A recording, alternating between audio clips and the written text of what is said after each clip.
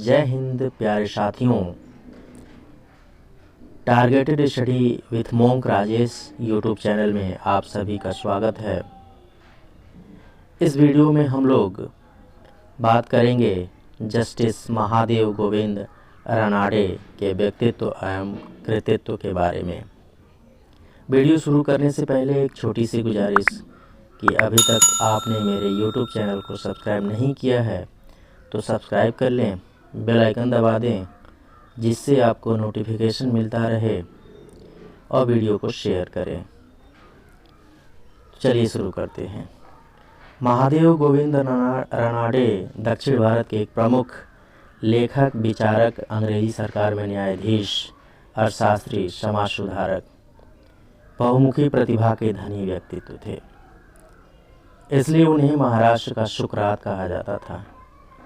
सुकरात इसलिए कहा जाता था, उनकी तुलना सुकरात से की जाती थी क्योंकि जिस तरह सुकरात गूढ़ बातों को आसानी से समझ लेते थे और सरल से सरल भाषा में जनता के समक्ष रखते थे, वैसे ही बहुमुखी प्रतिभा के धनी रानाडे गूढ़ से गूढ़ बातों को अच्छी तरीके से समझकर और उसे तार्किक ढंग से पेश किया करते थे। रानाडे का जन्म 18 जनवरी 1842 को नासिक के महाराष्ट्र में हुआ था। उनका जन्म एक ब्राह्मण परिवार में, जो संपन्न परिवार था, इसलिए उनकी शिक्षा दीक्षा काफ़ी अच्छी हुई। उच्च शिक्षा उन्होंने मुंबई में प्राप्त की। तत्कालीन बॉम्बे, आजकल मुंबई है, उसमें बॉम्बे कहा जाता था। जस्टिस रानाडे मुंबई यूनिवर्सिटी के पहले बैच के छात्र थे। आपको पता है कि बॉम्बे यूनिवर्सिटी की स्थापना 1857 में हुई थी। 1857 में बॉम्बे यूनिवर्सिटी के साथ साथ कोलकाता यूनिवर्सिटी और मद्रास यूनिवर्सिटी की स्थापना की गई थी। तो उस बम्बई यूनिवर्सिटी के पहले बैच के छात्र थे। उन्होंने वहाँ से बीए किया, बैचलर डिग्री ली और उसके पश्चात एलएलबी किया। महागोविंद रानाडे कांग्रेस के संस्थापक सदस्यों में से थे। आप जानते हैं कि कांग्रेस की स्थापना 1885 दिसंबर 1885 में हुई। बम्बई के गोकुलदास तेजपाल संस्कृत महाविद्यालय में। यहाँ कुल 72 प्रतिनिधि मौजूद थे, जिनमें से एक महागोविंद रानाडे भी थे। कांग्रेस के संस्थापक सदस्यों में और स्थापित करने वालों में अवकाश प्राप्त अंग्रेज अधिकारी एयू ह्यूम थे और प्रथम अध्यक्ष व्योमेश चंद्र बनर्जी थे। आगे चलकर महागोविंद रानाडे मुंबई हाई कोर्ट में न्यायाधीश बने। वे राजनीतिक तौर पर उदारवादी विचारक थे। आपको पता है कि राजनीतिक तौर पर उदारवाद क्या कहता है? उदारवादी व्यक्ति या उदारवादी विचारधारा व्यक्ति की स्वतंत्रता में भरोसा करता है, व्यक्ति को एक विवेकशील प्राणी मानता है और राज्य से ये गुजारिश करता है कि राज्य उसके कार्यों में, उसकी स्वतंत्रता में, व्यक्ति के कार्यों में और उसकी स्वतंत्रता में कम से कम हस्तक्षेप करे। सीमित सरकार, सीमित राज्य की अवधारणा प्रस्तुत करते हैं उदारवादी। जस्टिस रानाडे दूसरे समाज सुधारकों के विपरीत सिर्फ एक क्षेत्र में सुधार नहीं चाहते थे, बल्कि वे समस्त क्षेत्रों में, धार्मिक, राजनीतिक, सामाजिक और आर्थिक आदि सभी क्षेत्रों में समग्र सुधार चाहते थे। इसके पहले जो समाज सुधारक हुए, वे संपूर्ण समुचित सुधार नहीं चाहते थे। कई सारे क्षेत्रों को उन्होंने छोड़ दिया, जैसे राजनीतिक क्षेत्र को छोड़ दिया, आर्थिक क्षेत्र को छोड़ दिया। वे सिर्फ सामाजिक और धार्मिक सुधार चाहते थे। तो इसके विपरीत रानाडे सभी भागों में, सभी क्षेत्रों में, सभी क्षेत्रों की बुराइयों को समाप्त करना चाहते थे। और सुधार के लिए सिर्फ व्यक्तिगत स्तर से ही नहीं हो पाएगा। एक व्यक्ति ही सुधार नहीं कर पाएगा, एक व्यक्ति तो करेगा ही, लेकिन साथ साथ सरकार की भी इसमें आवश्यकता आती है। सरकार को भी इसमें आगे आना चाहिए। सरकार कानून बनाती है और कानून के उल्लंघन पर पेनाल्टी लगाती है। तो इसी तरह सामाजिक बुराइयों के बारे में भी, सामाजिक बुराइयों के विषय में भी कानून बनाकर और दंड देकर इन बुराइयों को समाप्त कर सकती है। तो सरकार की भी महती भूमिका इसमें है। जस्टिस रानाडे जैसे सामाजिक बुराइयों को समाप्त करना चाहते थे और हर तरीके, हर क्षेत्र के को आगे बढ़ाना चाहते थे, वैसे ही वे समाज का चौतरफा विकास करना चाहते थे, जिसमें आर्थिक विकास हो, एक व्यक्ति का आर्थिक विकास हो, सामाजिक विकास हो, धार्मिक विकास हो और राजनीतिक विकास हो। तो इन चारों क्षेत्रों को उन्होंने शामिल किया। रानाडे के लिए महिलाएं, और न सिर्फ महिलाएं बल्कि दलित, वंचित, शोषित, पिछड़े आदि सब उनके लिए महत्वपूर्ण थे। लेकिन विशेष रूप से महिलाओं के उनको आगे बढ़ाने के लिए उन्होंने काम किया। उनका मानना था कि महिलाएं दबी हुई हैं, इसलिए उन्होंने, और उस समय प्रथा था, उसके विरुद्ध उन्होंने आंदोलन चलाया। सती प्रथा का विरोध किया उन्होंने महाराष्ट्र में, और न सिर्फ महाराष्ट्र में बल्कि बंगाल में, जहां सामाजिक सुधार आंदोलन चले, सामाजिक सुधार आंदोलन से संबंधित नेता पैदा हुए। तो जो प्रमुख तत्कालीन भारत में बुराइयां थी, सामाजिक बुराइयां थीं, उनमें सती प्रथा, प्रथा प्रथा, स्त्री शिक्षा का अभाव था। स्त्रियों को शिक्षा नहीं दी जाती थी, बाल विवाह हो जाता था, बहुदेववाद, बहुत सारे देवताओं की पूजा लोग करते थे, बहुदेववाद था, मूर्ति पूजा होती थी, बहुत सारी बहुदेव हैं तो बहुत सारी मूर्तियां भी होंगी, उनकी पूजा होती थी। सामाजिक स्तर पर जाति पात बहुत ज़्यादा था, उसकी जड़ें बहुत गहरी थीं और इसी के आधार पर भेदभाव भी होता था। तो इन सभी सामाजिक बुराइयों को लेके जस्टिस रानाडे बहुत संवेदनशील थे और उन्होंने ख़ास तौर से महिलाओं के लिए जो पर्दा प्रथा के अंतर्गत अपने आप को ढकी रहती थी, उससे उन्होंने उनके विरुद्ध आंदोलन चलाया और पर्दा प्रथा का विरोध किया, सती प्रथा का विरोध किया और महिलाओं के जीवन को और सुगम बनाने के लिए उन्होंने विधवा पुनर्विवाह का समर्थन किया। रानाडे का शिक्षा का जो उद्देश्य है, उनके अनुसार जो शिक्षा का उद्देश्य है, सत्य का उद्गार करना है। विद्यार्थियों को अंधानुकरण नहीं करना चाहिए, बल्कि प्रत्येक विद्यार्थी को सत्य का पता लगाना चाहिए और सत्य को ही आगे बढ़ाना चाहिए। शिक्षा के लिए उन्होंने कहा कि हर गांव में स्कूल होने चाहिए और इसके लिए सिर्फ सरकार ही शिक्षा को नहीं दे सकती। हर गांव में स्कूल बनाना हो तो सिर्फ उस समय तत्कालीन भारत में चूँकि गरीबी थी और अंग्रेज़ों का उद्देश्य समाज सेवा या शिक्षा देना नहीं था या कम था, तो ऐसे में वो गांव-गांव स्तर तक सरकारी स्कूल कैसे स्थापित करते। इसलिए जस्टिस रानाडे ने कहा कि निजी क्षेत्र को भी इसमें सामने आना चाहिए, प्राइवेट स्कूल, प्राइवेट कॉलेज खुलने चाहिए। महिला का विशेष तौर से, महिला की उन्मुक्ति की विशेष तौर से उनकी चिंता थी जस्टिस रानाडे की, और महिलाओं की उन्मुक्ति के साथ साथ समाज के दलित, वंचित, शोषित एवं पिछड़ों की शिक्षा रानाडे के लिए बहुत महत्वपूर्ण था। इसलिए उन्होंने पूना का हुजूर पागा गर्ल्स स्कूल, जो गर्ल्स स्कूल नाम से ही पता चल रहा है कि पूना का हुजूर पागा गर्ल्स स्कूल महिलाओं की मुक्ति के लिए था, महिलाओं की शिक्षा के लिए था, जो 2 अक्टूबर 1884 को स्थापित किया गया। यह स्कूल उस समय का गर्ल्स स्कूलिंग का पायनियर स्कूल था, मार्गदर्शक स्कूल था, सबसे महत्वपूर्ण स्कूल था और ये हायर सेकेंडरी लेवल का स्कूल था। जस्टिस रानाडे कास्ट सिस्टम के घोर विरोधी थे, इसलिए वे इंटरकास्ट मैरिज में समर्थन करते थे।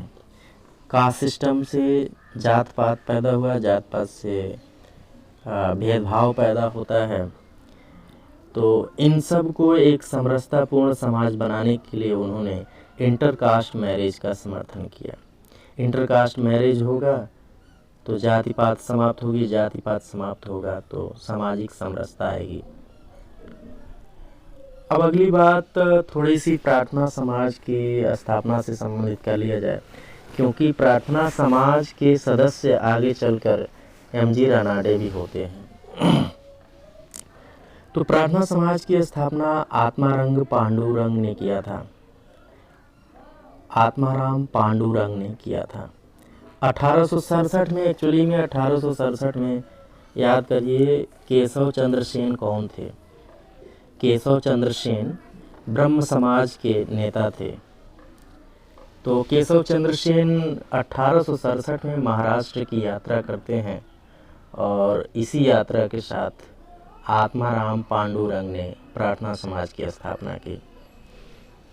प्रार्थना समाज का लक्ष्य वहाँ के लोगों को यह समझाना था कि लोग एक ईश्वर की पूजा करें।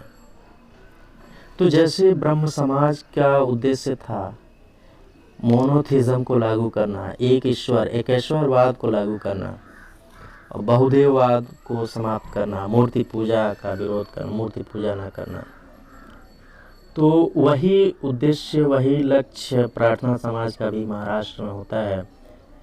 और इस समाज का लक्ष्य यही हो गया कि मोनोथिज्म को लागू किया जाए, अर्थात एकेश्वरवाद को लागू किया जाए, एक ईश्वर में आस्था रखा जाए, बहुत सारे देवी देवताओं का और बहुत सारे मूर्तियों की पूजा ना करके, अपना समय ना बर्बाद करके अपना काम किया जाए। इस उद्देश्य से एक ईश्वर की पूजा करना प्रार्थना समाज का लक्ष्य हो गया। बहुदेववाद और मूर्ति पूजा से अंधविश्वास पैदा होता है और डर पैदा होता है। आप डर गए तो एक देवता को छोड़े दूसरे देवता की शरण में गए। ऐसे में आप डरते रहेंगे, अंधविश्वासी हो जाएंगे और आपका समय बर्बाद होगा, अपने काम को छोड़ देंगे, कर्तव्य पथ से हट जाएंगे। उनके अनुसार टेम्पल्स जो हैं, वो मंदिरें जो हैं, वो धार्मिक रूढ़िवाद के केंद्र हैं। प्रार्थना समाज और अधिक फेमस हो गया जब एमजी रानाडे ने इसको ज्वाइन किया। एमजी रानाडे के ज्वाइन करने के बाद, चूँकि बहुमुखी प्रतिभा के धनी थे, बहुत पढ़े लिखे थे, जस्टिस थे, इसलिए उनका प्रभाव ज़्यादा था। और जैसे ही उन्होंने प्रार्थना समाज को ज्वाइन किया, इसकी प्रसिद्धि और बढ़ गई। प्रार्थना समाज ने जो तत्कालीन महाराष्ट्र में सामाजिक बुराइयां थीं, सामाजिक बुराइयों में जैसे सती प्रथा था, पर्दा प्रथा था, स्त्री शिक्षा का अभाव था, बाल विवाह था, बहुदेववाद था, मूर्ति पूजा था, जात पात था, भेदभाव था, तो इन सभी बुराइयों को समाप्त करने के लिए दलित जाति मंडल, डिप्रेस्ड क्लास मिशन, दूसरा समाज सेवा, सोशल सर्विस लीग, और तथा तीसरा दक्कन शिक्षा सभा, डेक्कन एजुकेशनल सोसाइटी की स्थापना की। एक क्वेश्चन आता है, डेक्कन एजुकेशनल सोसाइटी की स्थापना किसने किया, किस सोसाइटी ने किया? तो आपका आंसर होगा प्रार्थना समाज। कहाँ किया? तो महाराष्ट्र में। दक्कन एजुकेशनल सोसाइटी ने ही आगे बढ़कर, चूँकि इन सामाजिक बुराइयों को समाप्त करने के उद्देश्य से ही सारे संगठन बने थे और समाज का सामाजिक, धार्मिक, आर्थिक रूप से विकास करना था, जातीय और सामाजिक रूप से विकास करना था, इसलिए इन सारे संगठनों ने अलग अलग आगे चल के उस दिशा में काम किया। तो दक्कन एजुकेशनल सोसाइटी ने आगे चलकर प्रसिद्ध जेम्स फर्ग्यूसन कॉलेज की स्थापना की और बहुत सारे स्कूल कॉलेज खोले। शिक्षा के लिए, शिक्षा की दिशा में दक्कन एजुकेशनल सोसाइटी काम करता था और इसलिए उसने जेम्स फर्ग्यूसन कॉलेज खोले और बहुत सारे छोटे छोटे स्कूल और कॉलेज खोले। जेम्स फर्ग्यूसन स्कूल बहुत प्रसिद्ध कॉलेज था उस समय, जिसमें बहुत सारे उसके एलुमनाई बहुत बड़े बड़े क्षेत्रों में बड़ा बड़ा नाम स्थापित किए। रनाडे एक अर्थशास्त्री भी थे। उन्होंने विश्लेषण किया कि भारत की गरीबी का क्या कारण है। तो उन्होंने अपने विश्लेषण में पाया कि भारत की गरीबी का कारण है कृषि पर अत्यधिक निर्भरता। आज भी लगभग 60% लोग कृषि पर आधारित हैं। प्रच्छन्न बेरोजगारी पाई जाती है कृषि में।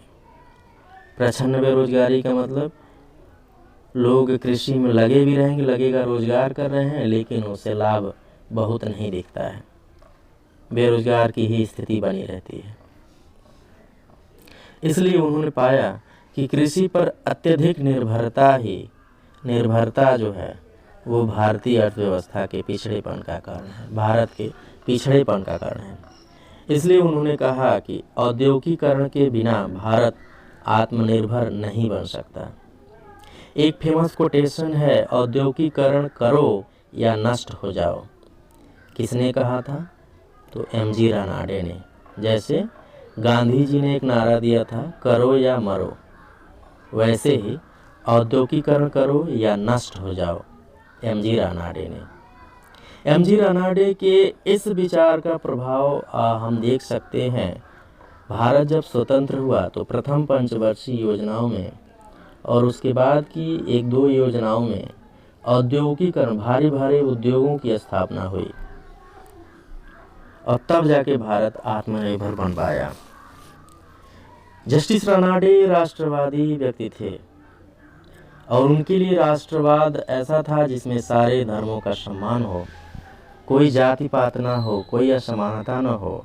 अगर ऐसा समाज जहाँ पर कोई जाति पात ना हो, कोई असमानता ना हो, कोई भेदभाव ना हो, जहाँ सारे धर्मों का सम्मान किया जाता हो, तो ऐसे समाज में राष्ट्र के लिए सारे लोग चाहे जिस भी धर्म को हो, जिस जाति के हों, वो राष्ट्र के लिए एक बार एक स्वर से उठकर राष्ट्र की सेवा करेंगे।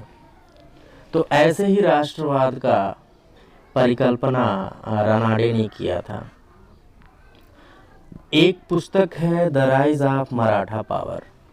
ये पुस्तक है जस्टिस एम.जी. रनाडे की। वैसे तो रनाडे जी ने बहुत सारी पुस्तकों का रचना किया है, लेकिन ये पुस्तक बहुत महत्वपूर्ण है। इस पर क्वेश्चन आते हैं।